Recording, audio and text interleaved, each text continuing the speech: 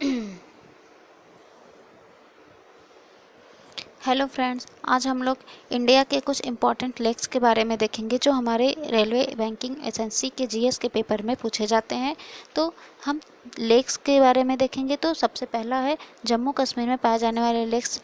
Important जो भी हैं वो कौन कौन से हैं, तो बूलर बूलर झील है, डल झील है, बैरी नाग झील, मानसबल झील, नागिन झील, शेषनाग झील, अनंतनाग झील। ये सारे झीलें कहाँ हैं? जम्मू कश्मीर में हैं। अब राजस्थान में कुछ झीलें हैं जैसे राजसमंद झील, पिछौला झील, सांभर झील, जयसमंद झील, फतेह सागर झील, डिडवाना झील, लून करनसर झील। ये राजस्थान की झीलें हैं।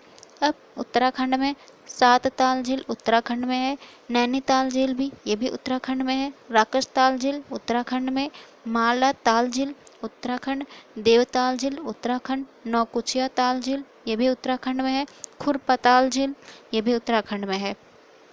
अब है हुसैन सागर झील आंध्र प्रदेश में, कोलेरू झील ये भी आंध्र प्रदेश में है।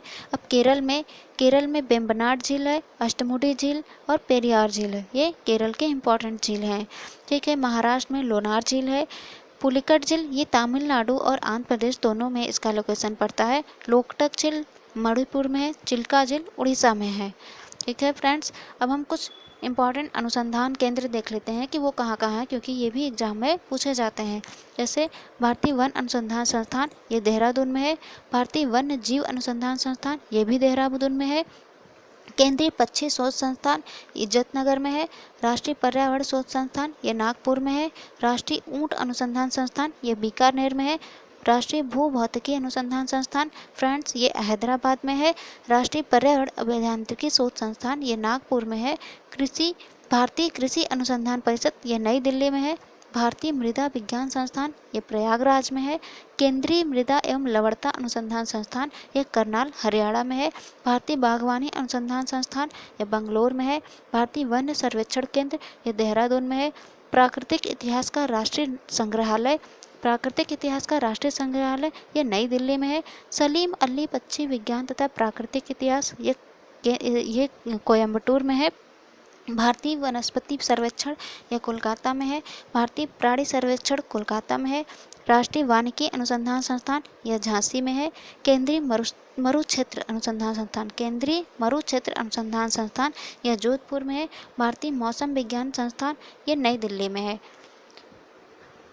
अब देखेंगे राष्ट्रीय पर्यावरण अभियांत्रिकी शोध संस्थान यह नागपुर में है, भारतीय कृषि अनुसंधान संस्थान नई दिल्ली में, भारतीय मृदा विज्ञान संस्थान प्रयागराज में, केंद्रीय मृदा एवं लवणता अनुसंधान संस्थान करनाल हरियाणा में, भारतीय बागवानी अनुसंधान संस्थान बंगलोर में, भारतीय वन सर्वेक्षण केंद्र देहरादून फ्रांस और भारतीय वन संरक्षण केंद्र देहरादून में है, प्राकृतिक इतिहास का राष्ट्रीय संग्रहालय यह नई दिल्ली में है, सलीम अली पक्षी विज्ञान तथा प्राकृतिक इतिहास केंद्र ये कोयम्बटूर में है, भारतीय वनस्पति सर्वेक्षण कोलकाता में, भारतीय प्राणी सर्वेक्षण कोलकाता में, राष्ट्रीय वानिकी अनुसंधान संस्थान झांसी में है, केंद्रीय मरु क्षेत्र अनुसंधान संस्थान यह जोधपुर में है, भारतीय मौसम विज्ञान संस्थान यह नई दिल्ली में है, भारतीय मौसम वेधशाला पूना में है, जीवाणु प्रौद्योगिकी संस्थान यह चंडीगढ़ में है, राष्ट्रीय वनस्पति विज्ञान संस्थान यह लखनऊ में है, केंद्रीय खनन अनुसंधान केंद्र यह धनबाद झारखंड में है, भारतीय रासायनिक जैविकी संस्थान ये कोलकाता में है, केंद्रीय ईंधन अनुसंधान संस्थान ये जादूगोड़ा झारखंड में है।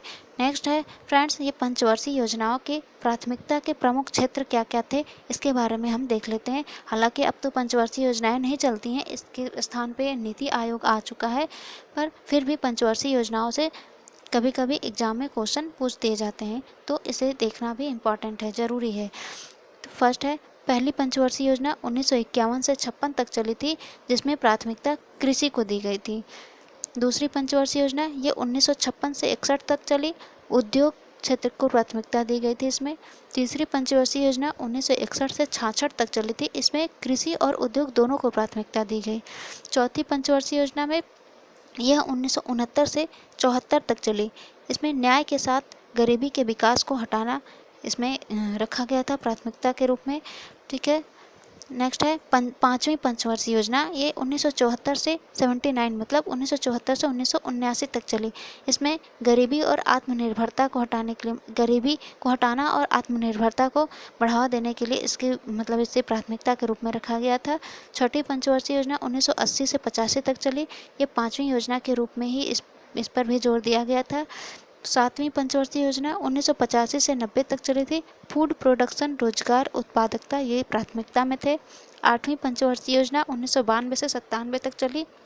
इसमें प्राथमिकता रोजगार सृजन, जनसंख्या नियंत्रण पर बल दिया गया इस पे। ठीक है। नौवीं पंचवर्षीय योजना 1997 से 2002 तक चली थी। इसमें 7% विकास दर लक्ष्य रखा गया था। 10वीं पंचवर्षीय योजना 2002 से 7 तक था। यह स्वरोजगार और संसाधनों का विकास इसका लक्ष्य था। 11वीं पंचवर्षीय योजना 2007 से 12 तक चला। इसमें प्राथमिकता के रूप में व्यापक और तेजी से विकास को रखा गया। 12वीं पंचवर्षीय योजना 2012 से 17 तक था और इसमें स्वास्थ्य, शिक्षा और स्वच्छता, समग्र विकास का और सुधार इसमें प्राथमिकता के रूप में इन्हें रखा गया था।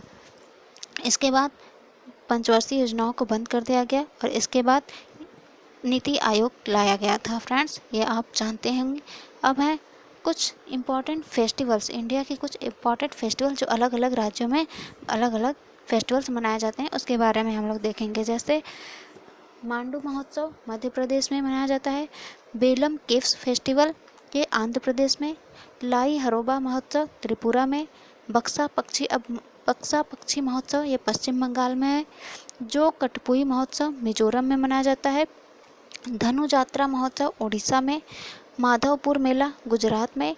रथ उत्सव तमिलनाडु में। राष्ट्रीय युवा महोत्सव लखनऊ में मनाया जाता है यह यूपी में। करावली उत्सव कर्नाटक में। माघ बिहू असम में। जल्लीकट्टू मदुरै तमिलनाडु में मनाया जाता है। चाप चारकुट महोत्सव ये मिजोरम का है। नवाचार महोत्सव अरुणाचल प्रदेश का है। नागोबा जात्रा तेलंगाना का है। सूरजकुंड शिल्प मेला ये हरियाणा का है। काला घोड़ा महोत्सव ये मुंबई में मनाया जाता है, महाराष्ट्र में। काला घोड़ा कला महोत्सव ये महाराष्ट्र में मुंबई में मनाया जाता है। नेक्स्ट है फ्रेंड्स, हार्नबिल फेस्टिवल 2020 मनाया गया है। नागालैंड और त्रिपुरा दोनों में मनाया गया, बट हार्नबिल फेस्टिवल ये नागालैंड का है। पर हार्नबिल फेस्टिवल 2020 ये मनाया गया त्रिपुरा और नागालैंड दोनों में। लुई गई नी उत्सव ये मणिपुर में मनाया जाता है। लोसार महोत्सव ये हिमाचल प्रदेश में। मिर्च महोत्सव मध्य प्रदेश का है। राष्ट्रीय जैविक खाद्य महोत्सव नई दिल्ली में। कोबिता उत्सव पश्चिम बंगाल में मनाया गया। गंगा क्याक महोत्सव ये उत्तराखंड में। नमस्ते ओरछा त्यौहार मध्य प्रदेश में मनाया गया। फगली उत्सव हिमाचल प्रदेश में। होला मोहल्ला त्यौहार ये पंजाब में मनाया गया है। फ्रेंड्स, अब हम देखेंगे ओलंपिक में जो अलग अलग महादेशों मतलब महाद्वीपों के जो इसमें शामिल किए गए हैं 5 महाद्वीप, उसके अलग अलग कलर होते हैं। तो उन कलर का जो है वो कलर के कौन कौन से महाद्वीप को डिनोट किए करते हैं उनके बारे में हम देखेंगे। जैसे ओलंपिक छल्लों के रंग 5 महाद्वीपों को दर्शाते हैं, जिसमें से नीला रंग यूरोप को, पीला रंग एशिया को, काला रंग अफ्रीका को, हरा रंग ऑस्ट्रेलिया को और लाल रंग अमेरिका महाद्वीप को या अमेरिका को ये दर्शाता है। Thank you friends. अगर आपको मेरा वीडियो पसंद आया हो तो इसे लाइक करें, शेयर करें और अगर इसमें कुछ कमियां हैं तो उसके बारे में आप कमेंट भी करें। धन्यवाद।